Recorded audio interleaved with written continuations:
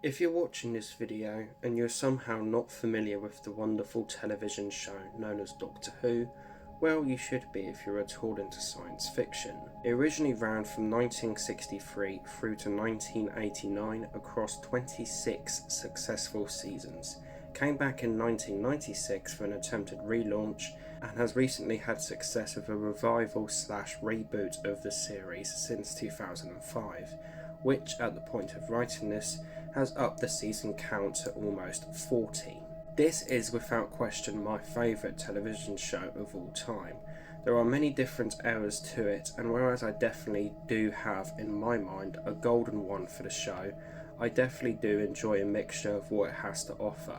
Some of classic Doctor Who has featured some of my all-time favourite pieces of television, namely two for the 1960s era of the show, and the newer relaunch/reboot/whatever you want to call it has a lot that I like to it as well. In 2005 there had been no full series of the show in 16 years.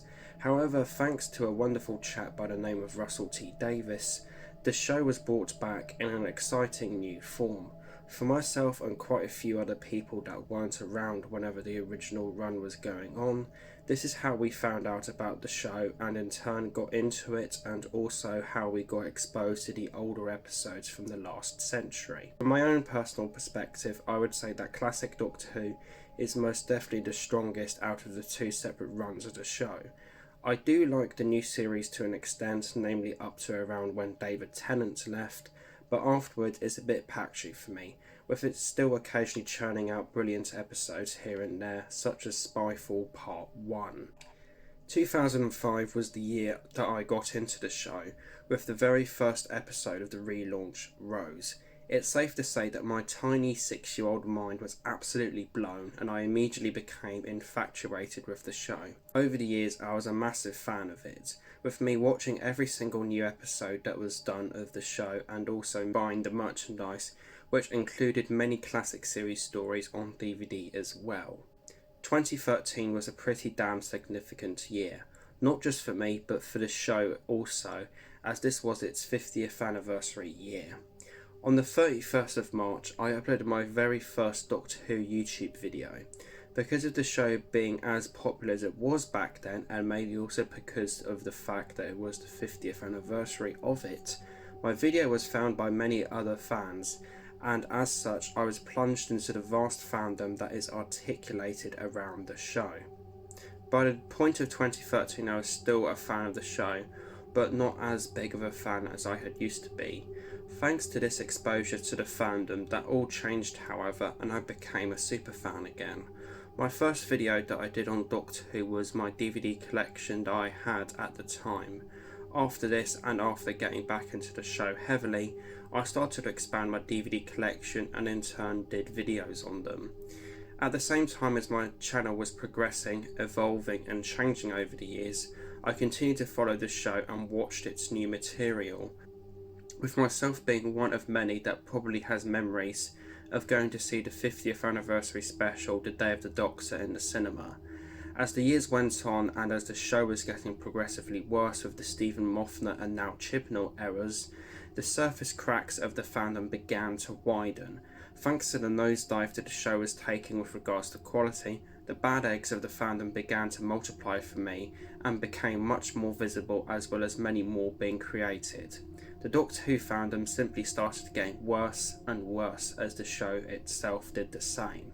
Numerous pieces of huge drama were happening in recent years of the show, such as people attacking Peter Davison, actor of the 5th incarnation of the show, for not liking the BBC's choice for casting specifically Jodie in the role as well as a female actor. Because of this, my YouTube channel started to change. After 5 years of Doctor Who, I started experimenting by implementing different things I was interested in discussing and or participating in, such as furries. After experimenting in 2018 with the first 2 episodes of my series, Me, the Internet, Doctor Who and Furries, while still continuing to upload Doctor Who videos and having a failure of a year for the most part in 2019, I decided to become a media discussion channel, not only talking about Doctor Who and furries, but many other TV shows as well, such as the X-Files and Black Mirror. Even with all of these changes to the channel, I still haven't escaped Doctor Who fandom and its toxicity, because I still enjoy the show and continue to upload videos today about it, as I do still enjoy this programme in its various forms quite a bit. As I mentioned in Me the Internet Doctor Who and Furries 2, I personally think that everybody has an opinion on pretty much anything and everything, and also that people can be criticised for said opinions, which is especially apparent whenever it comes to a piece of media, particularly but not limited to television shows such as Doctor Who, The X-Files and Black Mirror, or any other form of media entertainment that can be consumed by the masses. As such, this will obviously differentiate between person to person with regards to what one thinks about this, but for me personally, by being a fan of the show, you're automatically a part of the fandom of it in some shape or form, regardless if you choose to participate in discussion with other members on the likes of Facebook or what have you. I would also say that there are many different subcategorical ones branching off of the core fandom. For example, there's obviously a classic Doctor Who fandom, a modern Doctor Who fandom, as well as probably fandoms for every single Doctor and every story ever created under the show's name as well, probably. Point being, even trying as hard as I have been to distance myself from the core fan group, I have no real way of escaping it, as I still enjoy at least parts of the show, which is not really helped whenever I watch Doctor Who YouTubers and participate in Facebook groups. The more I watch the show, the more I explore of it, the more drama and silliness from it I get exposed to.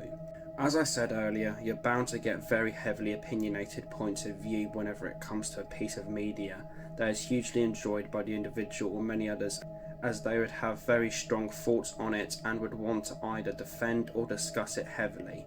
For example, I used to be absolutely obsessed with the Doctor Who story The Daleks' Master Plan. It was my all-time favourite tale from the show for several years, leading to me obtaining several things to do with it and reviewing it 5 times on the channel for some reason. Having an opinion in my view can be a good thing, as it can lead to healthy discussions and even exposure to similar things that one may enjoy a lot. However, to me there are many questionable opinions and thought processes out there with regards to the media that can be nothing short of so close-minded and absolutely baffling to me. A group dedicated to the X-Files on Facebook, somebody posted, "Who else thinks Skinner is still alive, and why did Monica change sides in regards to Series 11? I commented on this with, they could very easily do more with the world of the X-Files through TV, spin-offs with certain characters, etc. Shame that people wouldn't be willing to accept it. I got a response to my comment with, I would only accept it if it was done by Chris Carter, creator of the show. I responded to this with simply, point proven. Then they responded with the unbelievable stance of, other people's version of someone else's creation, weirdly placed comma, has always been and will always be crap. Everybody has their own interpretation and takes on a piece of media, and different thoughts and opinions on what it does well and what it doesn't, with regards to whatever show it may be. Sure, there may be similarities and what have you when you look at the general consensus, but there will always be the occasional person that does think otherwise. In the Doctor Who fandom, the general consensus is that the show has dipped in quality, as I've mentioned. Going by it, as of now, the current Series 12 has been cited as a step up from Series 11, as the storylines have been better. Personally for myself, I find Series 12 to be, in a particular way, more unbearable than the previous season, despite finding myself agreeing that these first 8 episodes are a massive step up, for the most part from Series 11. Spyfall Part 1 is amazing. Spyfall Part 2 is underwhelming and pretty poor. Orphan 55 is not good. Nikola Tesla's Night of Terror was an episode that was okay to watch until a scrapyard Rachnos appeared with a fucking car tyre as a shoulder. Fugitive of the Jadoon was amazing and sparked the stupidity of the fandom. I'll get back to that later. Praxeus was an enjoyable hard sci-fi episode.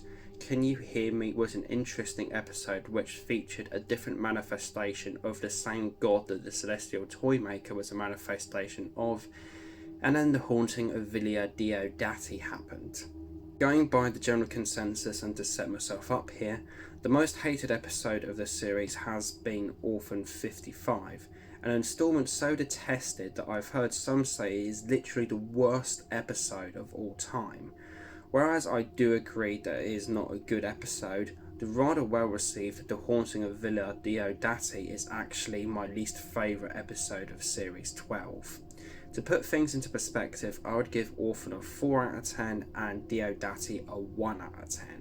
Yes, it is that bad.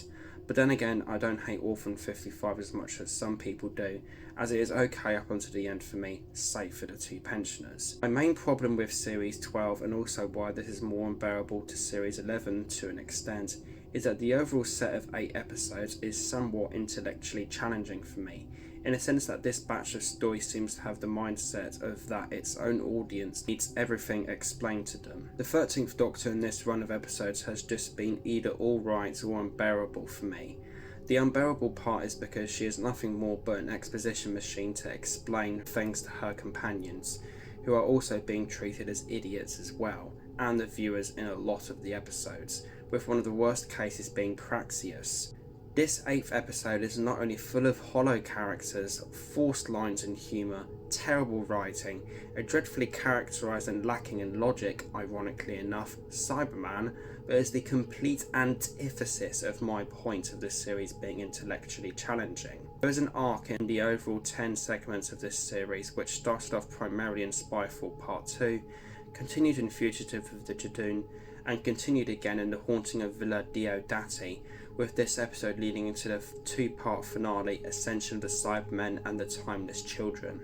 Spoiler alert here, in Fugitive of the Judoon, Captain Jack Harkness returns for some reason, I don't know if they will ever explain that properly, kidnaps the 3 companions and warns them about what he calls the Lone Cyberman. Yaz, Graham and Ryan then tell the Doctor later on in the episode. In Diodati, there is this moment that is hilariously bad with regards to this arc. There's literally a moment where Yaz blurts out, "Doctor, it's the Lone Cyberman, it's what Jack warned us about," whenever the Cyberman itself appears. Okay, some people may not have watched Fugitive or remember its details, and fair enough, but for a lot of the people watching and following this series, they could have easily figured out what was going on, in my opinion, if the Cyberman appeared and Yaz or another character uttered its being the Lone Cyberman, or if there was some type of flashback sequence or even another scene of Captain Wasted Opportunity Harkness. Whenever I was watching this episode, I felt like I was being called a brain-dead retard. Yes, I understand that this is meant to be a family show, not everything is necessarily what I would like it to be, but this poorly done moment simply pissed me off so much and was a danger sign to how bad this arc could become.